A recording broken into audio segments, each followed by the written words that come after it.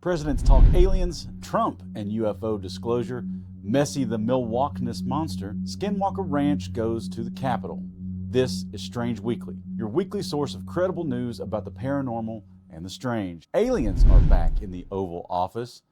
President Donald Trump says he doesn't know whether extraterrestrials are real, but he is directing the Pentagon and federal agencies to release files related to UFOs, unidentified aerial phenomenon, and what Trump called alien and extraterrestrial life. The announcement came after former President Barack Obama made comments on a podcast suggesting that aliens were real. He walked that back in a statement later saying he has seen no evidence of alien contact. The UFO and alien question persisted in the D.C. press corps the rest of the week. Trump told reporters aboard Air Force One, quote, "I don't know if they're real or not, but he says there is, quote, tremendous interest and he wants more transparency." He made good on the idea Thursday on Truth Social.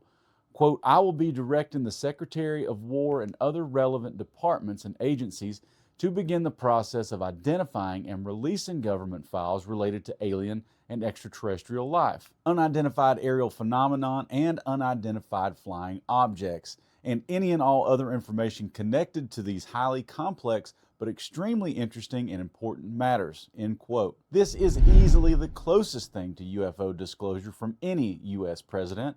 And according to Trump's daughter-in-law, he might already have a speech prepared detailing extraterrestrial life and spaceships. According to Laura Trump, he's waiting for what she called, quote, the right time to deliver it. Speaking on the Pod Force One podcast, Laura Trump said she and her husband Eric have pressed the president about UFOs and alien life, and that he's, quote, played a little coy.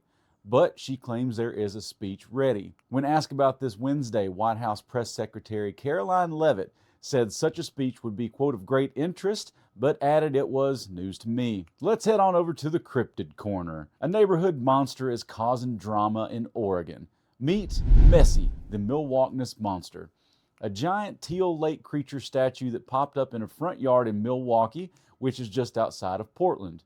Originally named Nessie, then Ned, the three-part creature now goes by Messy. And one anonymous neighbor was not impressed. They posted in a local Facebook group asking the owners to move it somewhere more private, calling it rude that people had to look at it every day. However, instead of backlash, locals rallied behind the monster. They started flocking to take photos. A nearby shop began selling Messy merch. What started as a complaint turned into a full-blown community mascot. Utah lawmakers just honored one of the most famous and mysterious places in America. The cast of The Secret of Skinwalker Ranch was recognized this week on Capitol Hill in Salt Lake City. Owner Brandon Fugel was honored by the Utah State Legislature for his contributions to the state, not just through the hit History Channel show, but also through commercial real estate development and philanthropy. Representative Trevor Lee praised the show for bringing national attention to Utah and supporting scientific research. The Skinwalker team was honored in both the Utah House and Senate, with lawmakers commending their role in boosting economic vitality in the Beehive State. Early Sunday morning, NORAD scrambled two F-16s from March Air Reserve Base after radar and air traffic control picked up unidentified objects over Nevada and Northern California. The alert began around 4:30 a.m. local time.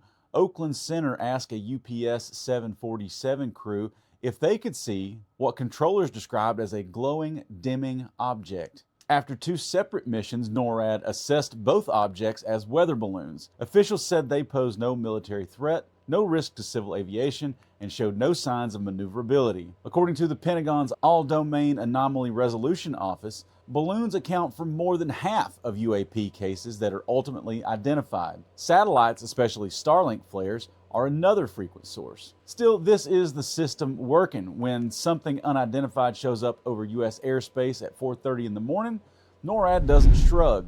They scramble fighter jets, they loop in air traffic control, they ask civilian pilots what they're seeing. Most of the time it's balloons, but they still check. This has been Strange Weekly. I'm your host, Toby Sells.